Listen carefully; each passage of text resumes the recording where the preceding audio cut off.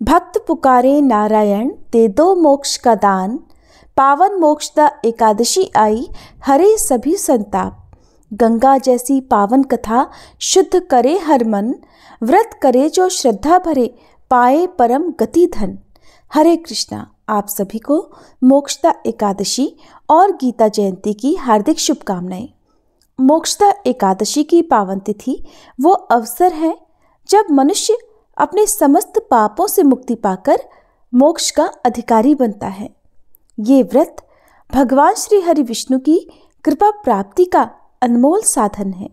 इस कथा के श्रवण से जीवन धन्य हो जाता है।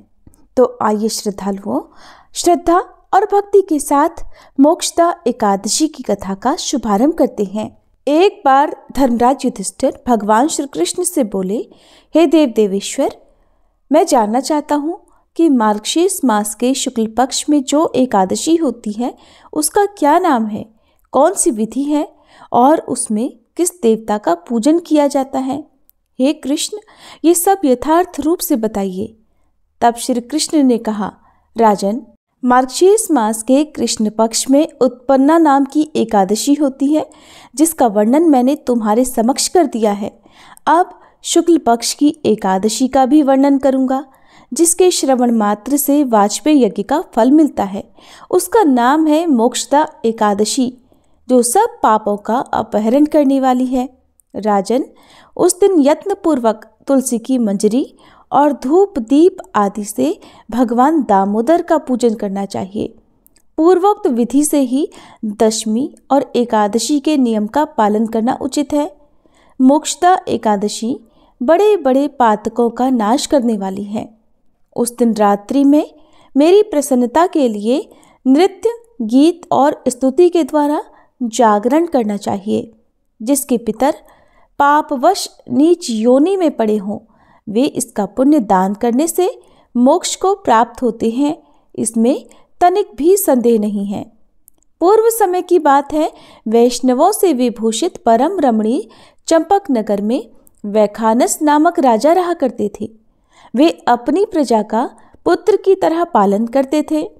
इस प्रकार राज्य करते हुए राजा ने एक दिन रात को स्वप्न में अपने पितरों को नीच योनि में पड़ा हुआ देखा।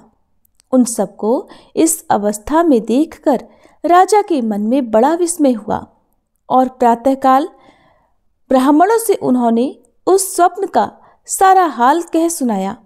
राजा बोले, ब्राह्मणों, मैंने अपने पितरों को नरक में गिरा दिया है।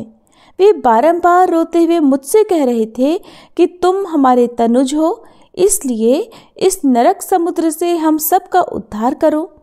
द्विजवरो, इस रूप में मुझे पितरों के दर्शन हुए हैं, इससे अब मुझे चैन नहीं मिलता।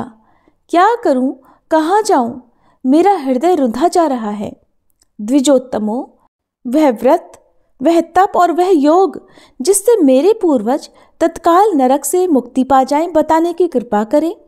मुझ बलवान और साहसी पुत्र के जीते जी मेरे माता पिता घोर नरक में पड़े हुए हैं, अतः ऐसे पुत्र से क्या लाभ है? तब ब्राह्मण बोले, राजन, यहाँ से निकट ही पर्वत मुनि का महान आश्रम है। वे भूत और भविष्य के भी ज्ञाता हैं। आप उन्हीं के पास चले जाइए। तब ब्राह्मणों की बात सुनकर महाराज वैखानस शीघ्र ही पर्वत मुनि के आश्रम पर गए और वहां उन मुनिश्रेष्ठ को देखकर उन्होंने दंडवत प्रणाम करके मुनि के चरणों का स्पर्श किया। मुनि ने भी राजा से राज्य की कुशल मंगल पूछी। तब राजा बोले, स्वामिन, आपकी कृपा से मेरे राज्य के 7 अंक सकुशल हैं, किंतु मैंने स्वप्न में देखा है कि मेरे पितर नरक में पड़े हुए हैं। अतः बताइए, किस पुण्य के प्रभाव से उनका वहां से छुटकारा होगा। राजा की ये बात सुनकर मुनि श्रेष्ठ पर्वत एक मुहूर्त तक ध्यान मग्न रहे। इसके बाद वे राजा से बोले, महाराज, मार्गशीर्ष मास के शुक्ल पक्ष में जो मोक्षदा नामक एकादशी होती है, तुम सब लोग उसका व्रत करो और उसका पुण्य पितरों को दे डालो। उस पुण्य के प्रभाव से उनका नरक से उद्धार हो जाएगा। भगवान श्री कृष्ण कहते हैं, युधिष्ठिर, मुनि की ये बात सुनकर राजा पुनः अपने घर लौट आए। जब उत्तम मार्गशीर्ष मास आया तब राजा वैखानस ने मुनि के कहे अनुसार मोक्षदा एकादशी का व्रत करके उसका पुण्य समस्त पितरों सहित अपने पिता को दे दिया। और पुण्य देते ही क्षण भर में ही आकाश से फूलों की वर्षा होने लगी। वैखानस के पिता पितरों सहित नरक से छुटकारा पा गए और आकाश में आकर राजा के प्रति ये पवित्र वचन बोले, बेटा तुम्हारा कल्याण हो। ऐसा कहकर वे स्वर्गलोक को चले गए। राजन, जो इस प्रकार कल्याणमयी मोक्षदा एकादशी का व्रत करता है उसके समस्त पाप नष्ट हो जाते हैं और मरने के बाद वह मोक्ष प्राप्त कर लेता है। यह मोक्ष देने वाली एकादशी जो कि मोक्षदा एकादशी है, मनुष्यों के लिए चिंतामणि के समान समस्त कामनाओं को पूर्ण करने वाली है। इस महात्म्य के पढ़ने और सुनने से वाजपेयी यज्ञ का फल मिल जाता है। तब धर्मराज युधिष्ठिर ने भी भगवान श्री कृष्ण के बताए विधान अनुसार इस पवित्र एकादशी का व्रत धारण किया, जिसके पुण्य प्रताप से उनके पितरों को भी मोक्ष प्राप्ति हुई और अंत में धर्मराज युधिष्ठिर भी स्वर्गलोक को प्राप्त हुए। एक लोक कथा के अनुसार एक बार एक कौवे और गरुड़ में मित्रता हो गई। दोनों बहुत समय अपना साथ ही गुजारते थे। उनकी मित्रता इतनी गहरी हो गई कि वो आपस में कभी कोई बात नहीं छुपाते थे। एक दिन दोनों एक नदी के किनारे पेड़ पर बैठकर बातें कर रहे थे। तभी एक यमदूत उधर से गुजरा। वह कौवे को देखकर मुस्कुराया। गरुड़ और कौवे ने उस यमदूत को अनदेखा कर दिया और अपनी बातों में व्यस्त हो गए। अगले दिन फिर वही हुआ। दोनों बात कर रहे थे, तभी वही यमदूत फिर उधर से गुजरा। वो फिर कौवे को देखकर मुस्कुराया। इस बार कौवे को कुछ शंका हुई। उसने गरुड़ से कहा कि मित्र, ये यमदूत तो मुझे देखकर कल भी मुस्कुराया था और आज भी बिल्कुल वैसे ही मुस्कुराया है। कुछ तो गड़बड़ है, हो सकता है मेरी मृत्यु आने वाली हो। गरुड़ ने उसे समझाया कि ऐसा कुछ नहीं है, ये एक संयोग भी हो सकता है, इसलिए तुम चिंता मत करो। 2-3 दिन ऐसे ही और निकले। रोज यमदूत कौवे को देखकर मुस्कुराता। अब तो कौवे को विश्वास हो गया कि निश्चित ही मेरी मृत्यु नजदीक है। एक दिन उसने गरुड़ से कहा कि मित्र, मैं मरना नहीं चाहता, लेकिन ये यमदूत जरूर 1-2 दिन में मेरे प्राण निकाल कर ले जाएगा। ये रोज ही मुझे देखकर मुस्कुराता है। गरुड़ को भी लगा कि हो सकता है कौवे का ये शक सही हो। उसने अपने मित्र कौवे को धैर्य बंधाया। फिर गरुड़ ने कौवे से कहा कि तुम चिंता मत करो, मैं तुम्हें यहाँ से इतनी दूर लेकर जाऊंगा कि ये यमदूत तुम्हें दिखाई ही नहीं देंगे। तब गरुड़ ने कौवे को अपनी पीठ पर बिठाया और उस जंगल से हजारों किलोमीटर दूर कैलाश पर्वत पर ले गया। दोनों को अब ये डर नहीं रहा कि यहाँ पर कोई उन्हें परेशान कर सकता है।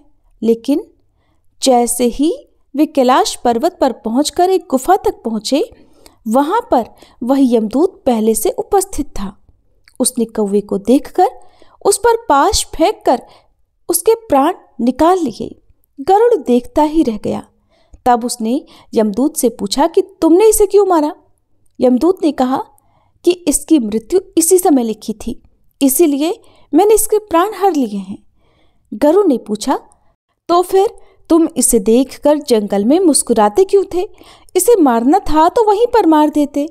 यमदूत ने उत्तर दिया कि इसकी मृत्यु तो केवल कैलाश पर्वत पर ही लिखी थी, लेकिन 4-5 दिन पहले इसे उस जंगल में देखकर मुझे आश्चर्य हो रहा था कि ये इतने कम समय में वहां पर पहुंचेगा कैसे, क्योंकि इसके पंख भी छोटे हैं और ये इतनी लंबी उड़ान भी नहीं भर सकता था। तो फिर आखिर हजारों योजन दूर ये कैलाश तक पहुंचेगा कैसे? यही सोचकर मैं रोज मुस्कुराकर वहां से गुजर जाया करता था। लेकिन भाग्य देखो, तुम इसके परम मित्र हो, इसे यहाँ तक इतने कम समय में यहाँ ले आए। जीवन और मृत्यु भाग्य की ही बात है, इससे कहीं भी छिपा या बचा नहीं जा सकता। जब तक जीवन है तब तक आपको कोई मार नहीं सकता, लेकिन अगर मृत्यु निकट हो तो कोई भी कोशिश आपको नहीं बचा सकती। मोक्षदा एकादशी के दिन ही भगवान श्री कृष्ण ने अर्जुन को गीता का उपदेश दिया था, इसलिए इस दिन को गीता जयंती के रूप में भी मनाया जाता है। जब हम पहली बार गीता पढ़ते हैं तो इसे हम एक अंधे व्यक्ति के रूप में पढ़ते हैं, यानी हम केवल इतना ही समझ पाते हैं कि कौन किसके पिता, कौन किसकी बहन और कौन किसका भाई है। पहली बार गीता पढ़ने पर इससे ज़्यादा हमारी समझ में कुछ नहीं आता। दूसरी बार हम जब भगवत गीता पढ़ते हैं तो मन में कुछ सवाल जागृत होंगे कि ऐसा क्यों किया गया या वैसा क्यों हुआ। जब हम तीसरी बार गीता पढ़ेंगे तो इसके अर्थ को समझने लगेंगे। हालांकि हर व्यक्ति को इसका अर्थ अपने तरीके से ही समझ में आएगा। जब हम चौथी बार गीता पढ़ेंगे तो हर एक पात्र से जुड़ी भावनाओं को समझ पाएंगे, जैसे अर्जुन के मन में या दुर्योधन के मन में इस समय क्या चल रहा है। पांचवी बार गीता को पढ़ने से पूरा कुरुक्षेत्र हमारे मन में खड़ा हो जाता है और हमारे मन में अलग अलग कल्पनाएं होती हैं। छठी बार गीता पढ़ने से हम भगवान को अपने सामने अनुभव करने लगते हैं और हमें ऐसा लगता है कि मानो भगवान हमारे सामने ही ये सब कुछ बता रहे हैं। आठवीं बार भगवत गीता को पढ़ने से हमें ये पूरी तरह एहसास हो जाता है कि कृष्ण कहीं बाहर नहीं बल्कि हमारे भीतर ही हैं और हम उनके भीतर हैं। भगवत गीता को पढ़ने के लिए सुबह का समय सबसे उत्तम माना जाता है, क्योंकि इस समय हमारा मन, मस्तिष्क और वातावरण में शांति और सकारात्मकता होती है। भगवत गीता का पाठ हमेशा स्नान के बाद और शांत चित्त से ही करना चाहिए। पाठ करते समय बीच बीच में इधर उधर की बातें नहीं करनी चाहिए। भगवत गीता के प्रत्येक अध्याय को शुरू करने से पहले और बाद में भगवान श्री कृष्ण और गीता के चरण कमलों को स्पर्श करना चाहिए। गीता का नाम गीता क्यों पड़ा? तो इसके पीछे गीता शब्द का अर्थ है गीत और भगवत शब्द का अर्थ है भगवान। अक्सर भगवत गीता को भगवान का गीत कहा जाता है। ये भगवान का गीत है, इसीलिए गीता का नाम गीता ही पड़ा। भगवत गीता में लिखा है, क्रोध से भ्रम पैदा होता है, भ्रम से बुद्धि व्यग्र होती है। जब बुद्धि व्यग्र होती है तब तर्क नष्ट हो जाता है और जब तर्क मरता है तो मनुष्य का विवेक भी नष्ट हो जाता है और फिर शुरू होता है उसका पतन। हिंदू धर्म में 4 वेद हैं और इन चारों वेदों का सार भगवत गीता में है। यही कारण है कि गीता को हिंदुओं का सर्वमान्य एकमात्र धर्म ग्रंथ माना गया है। माना जाता है कि भगवत गीता को स्पर्श करने के बाद व्यक्ति झूठ नहीं बोलता। भगवान श्री कृष्ण ने अर्जुन को कुरुक्षेत्र में खड़े होकर गीता का ज्ञान दिया था और श्री कृष्ण अर्जुन संवाद के नाम से भी इसे जाना जाता है। भले ही गीता का ज्ञान भगवान कृष्ण ने अर्जुन को दिया था, लेकिन अर्जुन के माध्यम से ही उन्होंने संपूर्ण जगत को ये ज्ञान दिया था। श्रीमद् भगवत गीता में कुल 18 अध्याय हैं और इसमें लगभग 700 श्लोक हैं। भगवत गीता महाभारत के 18 अध्यायों में से एक भीष्म पर्व का हिस्सा भी है। भगवत गीता को अर्जुन के अलावा भगवान श्री कृष्ण के मुख से संजय ने सुना था और उन्होंने धृतराष्ट्र को सुनाया था। भगवत गीता में श्री कृष्ण ने 574, अर्जुन ने 85, संजय ने 40 और धृतराष्ट्र ने केवल 1 श्लोक कहा है। हरियाणा के कुरुक्षेत्र में जब ये ज्ञान दिया गया तब वह तिथि एकादशी थी। कलयुग के प्रारंभ होने के मात्र 30 वर्ष पहले इस ज्ञान को दिया गया था और संभवतः उस दिन रविवार था। कहते हैं कि उन्होंने ये ज्ञान लगभग 45 मिनट तक दिया था, इसलिए ही इस दिन गीता जयंती मनाई जाती है। प्रथम दिन का उपदेश प्रातः 8 से 9 बजे के बीच हुआ था। भगवत गीता में भक्ति, ज्ञान और कर्म से जुड़ी कई ऐसी बातें बताई गई हैं जो मनुष्य के लिए हर युग में महत्वपूर्ण हैं। गीता के प्रत्येक शब्द पर एक अलग ग्रंथ लिखा जा सकता है। गीता में सृष्टि उत्पत्ति, जीव विकास क्रम, हिंदू संदेश वाहक क्रम, मानव उत्पत्ति, योग, धर्म कर्म, ईश्वर, भगवान, देवी देवता, उपासना, प्रार्थना, यम, नियम, राजनीति, युद्ध, मोक्ष, अंतरिक्ष, आकाश, धरती, संस्कार, वंश, कुल, नीति, अर्थ, पूर्व जन्म, प्रारब्ध, जीवन, प्रबंधन, राष्ट्र निर्माण, आत्मा, कर्म सिद्धांत, त्रिगुण की संकल्पना, सभी प्राणियों में मैत्री भाव आदि सभी की जानकारी है। भगवत गीता का मुख्य ज्ञान श्रेष्ठ मानव बनना, ईश्वर को समझना और मोक्ष की प्राप्ति है। श्रीमद् भगवत गीता आज से लगभग 5070 साल पहले लिखी गई थी। कहते हैं कि जब भगवान श्री कृष्ण गीता का उपदेश दे रहे थे तब समय भी रुक गया था। जिस घर में भगवत गीता का नित्य पाठ होता है उस घर में भगवान श्री कृष्ण का भी वास माना जाता है और ऐसा व्यक्ति कभी भी अपने पथ से भ्रष्ट नहीं होता। ये थी आज की कथाएं और जानकारी। आशा करती हूँ आपको पसंद आई होंगी।